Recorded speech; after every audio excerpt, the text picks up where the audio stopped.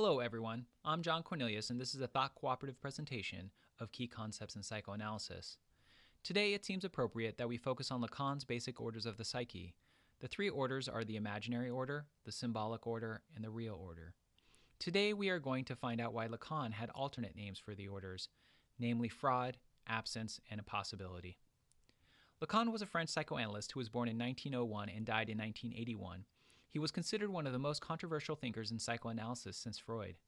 Given his focus on language and symbols, he was also highly influential in disciplines outside of psychoanalysis itself. The three orders form a Borromean knot, where each piece fundamentally requires the other two to hold together a coherent structure. The knot models how Lacan saw that anything happening within the mind requires imagination, symbolism, and reality. And similarly, when things were awry, they related to problems in or between the orders. This interrelation between the orders is so true that I actually cannot really describe the orders independently of each other. Instead, I am forced to make some awkward examples and try to make my case, so please give me some slack as I give this a go. The imaginary order is associated with a child first recognizing themselves in a mirror and is made up of mental reflections of the surface of the body with a lot of imagination driving the process. Imagination is a critical psychic function in that it is a rapid way to express thoughts, feelings, and ideas. The imaginary order is a fundamental way people explore, build, and grow.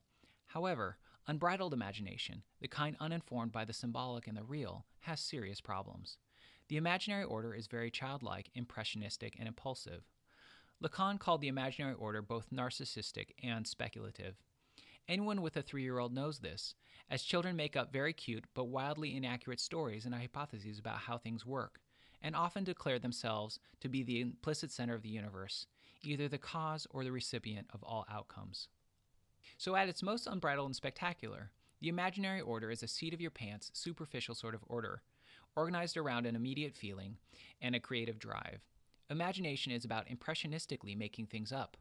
While imagination is very desirable when telling a story, engaging in art, or expressing oneself creatively, it can become quite excessive. Psychiatrists describe adults in this state as confabulating. Confabulation is when people make erroneous assertions that are based on inaccurate, superficial perceptions of the world. In addition, confabulators, both the normal child and the abnormal adult, are notorious for always thinking they are right, even when presented with evidence to the contrary. Confabulation is seen in chronic alcoholics who, even when sober, chronically make up impulsive and improbable stories explaining events that have little to do with actual fact. Let me explain the imaginary order through the story of Peter Pan. In the story, Peter lives in an alternate world where physical laws don't apply to him and he can do anything. The world is magical, with fairies, mermaids, pirates, and Indians. The only recognized adult in this world is a fool. In this world, Peter's gut feelings are the same as facts. Flights of fantasy regularly reorder the universe, and everything ends up suiting Peter's imagination of the moment. However, for Peter Pan to pull this off, he actually has to live in Neverland, an alternate world isolated from others, a place that does not really exist. This is because to be in the imaginary order, each individual makes up their own universe on the fly in a way that is independent of accepted norms, logic, or reality. Given its random structure, it is impossible for two people to be imagining their own worlds and be in agreement at the same time. Therefore, in the imaginary order, when people bump into each other, one of three things generally happens. The first option is for the other people to become mindless sidekicks. This was the Lost Boys and Wendy, who, while they were in Neverland, completely accepted Peter's rules of the world. And while that sounds good and can be fun in fantasy, the supporting cast is stuck being mindless sidekicks, and to want anything else is to leave Neverland forever. Another outcome is for the individuals to engage in parallel play. That is, doing things right next to each other, but also in very different worlds and not really interacting. The third situation is for there to be conflict. The imaginary order does not recognize social conventions like truth or falsehood, or reason or debate, or even language. Every conflict therefore boils down to denials, name-calling, bullying, and violence. In this situation, the story quickly shifts from Peter Pan to The Lord of the Flies.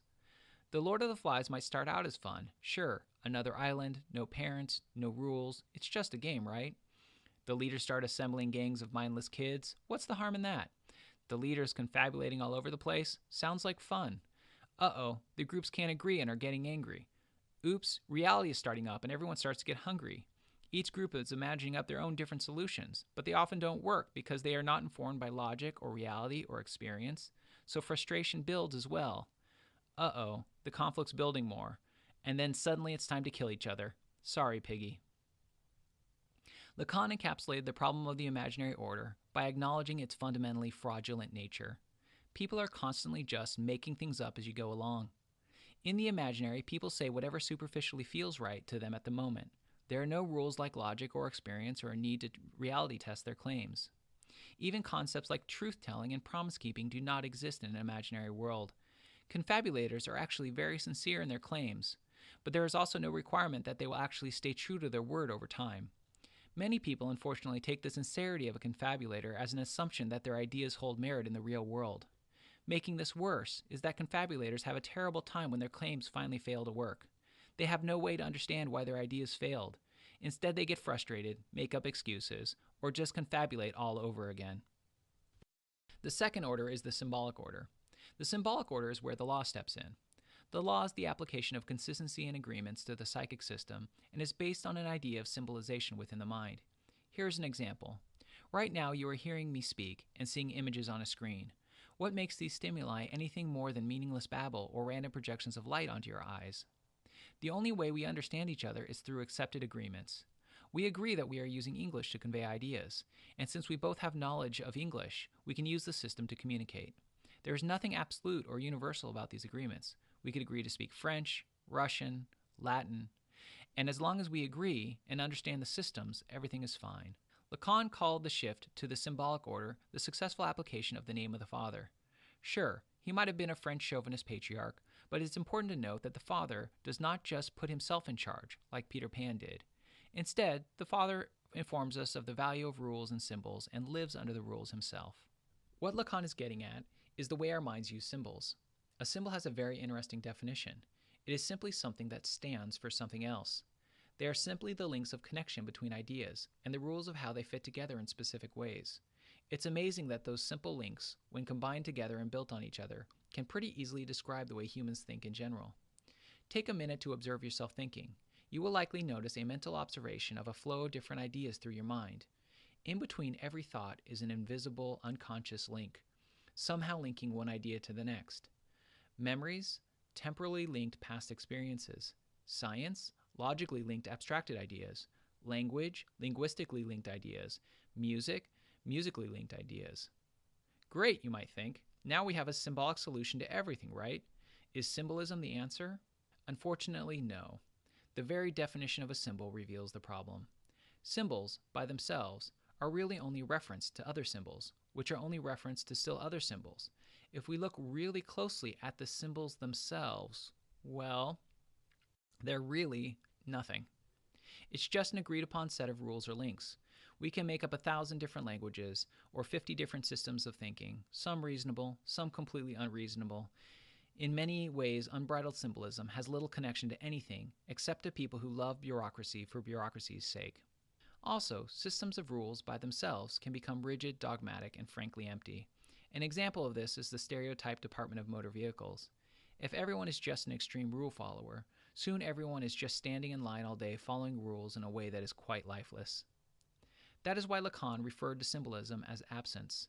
There's really nothing there. What's really needed is a delicate balance of symbolism with just the right dashes of imagination. A good example of this is the medical team at a teaching hospital. Here, teams of young doctors work with a senior attending doctor who is officially in charge of the team. Each morning they go around to see patients to discuss them. Now, at these discussions, while the attending is technically in charge, it is actually the accepted rules of logic, science, and the medical literature that determine what is done. However, in a hospital, people also accept that in reality things are not always easy or obvious. Heart attacks, indigestion, and pneumonia can present with identical complaints. So it actually takes a combination of creativity, imagination, and proper symbolization to figure things out. On a well-operating medical team, everyone, including the attendings, bend their knees to this system. Individuals are allowed to make imaginative hunches about what is going on, but hunches require more than just imagination. They also have to overcome hurdles of logic and medical expertise.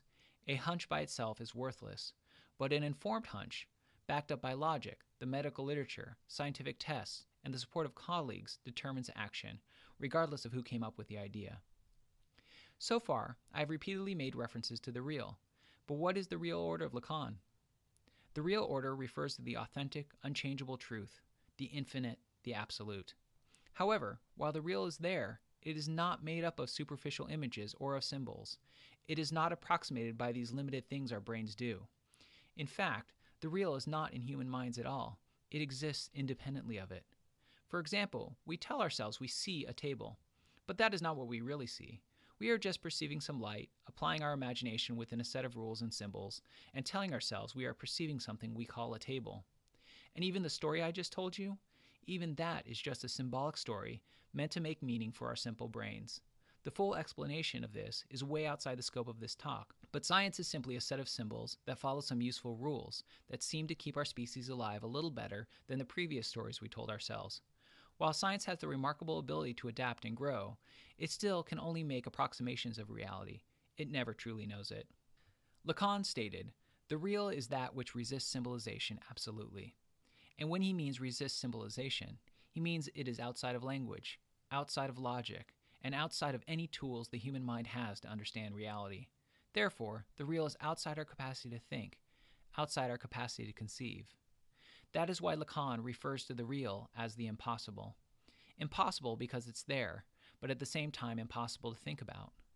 The real is the holy grail of what we are trying to describe, but at the same time, it cannot be thought about. Our brains are simply not built for it. Good luck, and please think imaginatively and symbolically, and vote.